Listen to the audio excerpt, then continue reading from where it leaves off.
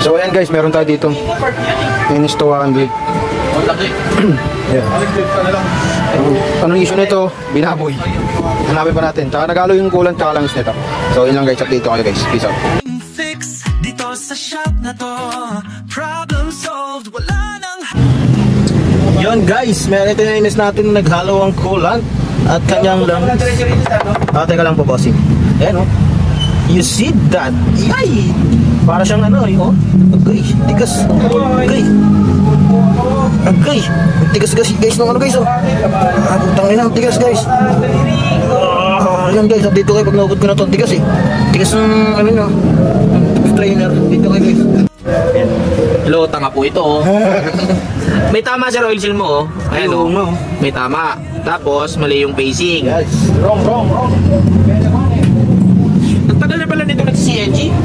November, 2 buwan. Ibig sabihin, 2 buwan siyang may tubig sa loob. Unti-unti pa pumapa. GG ka dyan. Ibig sabihin, kinakalawang iloob ng makina mo. Kasi may tubig. Dapat oil lang naman yan. Ilawan Guys, ito yung mapalit natin. So guys, meron tayo dito ngayon NS200 carb type. Ay papa-overhaul din to, nag-CNG. And yung itsura ng langis niya. Ayan, tubig. Ayan, tubig. So, halong ulan.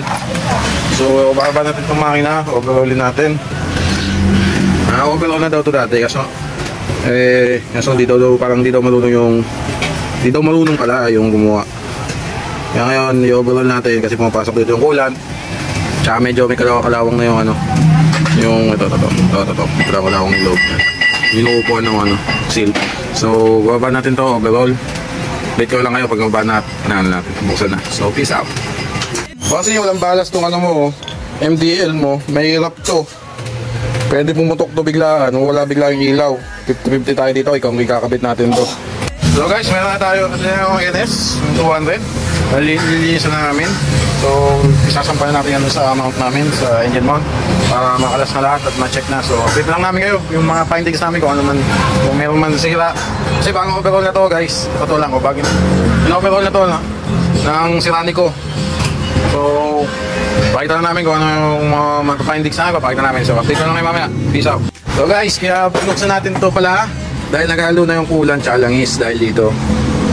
Puro kalawang na. Kinakayasan na nung kinikis-kisa ng kalawang yung kanyang muzzle. So, papalitan natin yun. Nahanap tayo ng check natin yung yung balancer kung okay pa ba o hindi. Pag okay pa, siguro yung ikakabit, papalitan na lang ng dulo. Pag hindi, papalitan natin. Ngayon, ay bubuksan lang namin ngayon. Update ko kayo pag tapos na. Pag nakakuha natin yung balancer. So, peace out later. So guys, ito yung nangyari kayo sa anong isa ko. Tapos balitin na, ito yung papalit natin bago. Second hand pero goods. Tapos yung sabi daw na bagong overhaul daw. Sabi sa kanyang bagong overhaul. Hirap na hirap kami tanggalin. Halata pa lang sa magkelo pa lang. Dahil sa kalawang, ayun o, kinalawang. Dapat niya kung bagong overhaul, saglit lang yan. Tapos dikit na dikit pa yung gasket.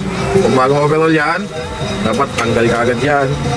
So, dito lang namin kayo kung pag pinubuhan namin, papakita namin sa video namin pagbuuna. So, later, peace out.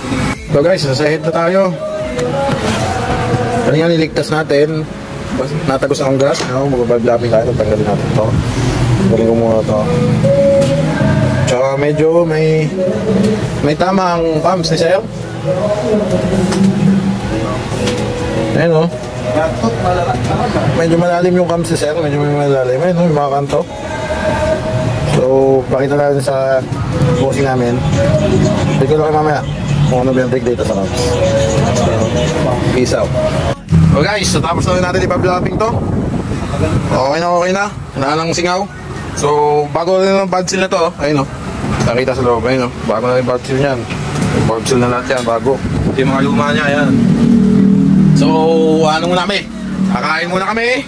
Tapos bubuhay na to. Tapos, let's go na. Uwian na yun. Sige, thank you. Maya lang. So guys, bubuhay na natin to. Ito na yung piston, yung block niya. Bubuhay na namin sa wakas. Mababa, start na namin. Tagal lang dahil sa bad-lapping guys. Oo, tagal lang sa bad-lapping. So papastartin na rin natin to mamaya. So update lang namin kayo. Tapos, goodbye! Hello guys, ito na, nabuhin natin yung motor ni Sir. Titingnan natin yung oil pan. Ayan. Ayan, naangat oh. Ayan, naangat na yung langis. So, okay na. Dito lang namin kayo. Bukas pala, bukas ito. Ayan, naangat yung langis. Bukas na pala to tatapusin. Kakabit sa makina. Ay, sa makina, kakabit sa motor niya. So, peace out. More again, later boys. Bye. Boss, ito na mga tropa, ito na yung ano natin. Bossing, ito pala yung NS na binubuo natin nung napaglaruan. Nung napaglaruan na sa shop. So ngayon buo na yung makina, nabibuild na natin. Binubuo na ng tropa. Kasi meron tayong sa doon na papapalitan na natin. So update ko lang kayo mamaya or mamaya kung ano na to. So later, peace out. Hello guys, ito yung in-overall na ano natin. Na pina-overall daw ng 15K. Matap na siya ngayon. Saguts na mo to. Saguts na. So yan lang namin to. Bubuhin lang mamaya. Tapos napatay. Yan lang namin.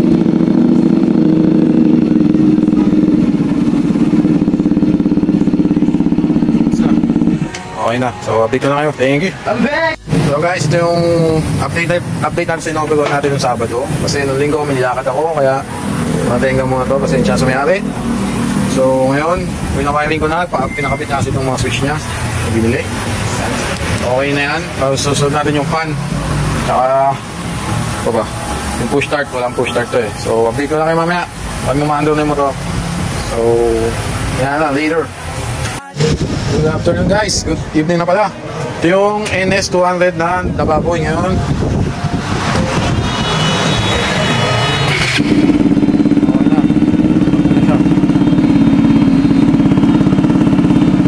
Ulit. High, low. Yan, light. Got it. Light. Sina. Wala lang nice rin. In-overall din pala namin to. Sabi sa kanya kasi in-overall. Pero hindi naman binuksan yung pinangilalim. So, binuksan namin pangilalim. Kinuha namin. Napilala namin dyan. Ay! Ito yung sa kanya, oh. Yan. Yan yung issue na sa kanya. Pinalta namin to.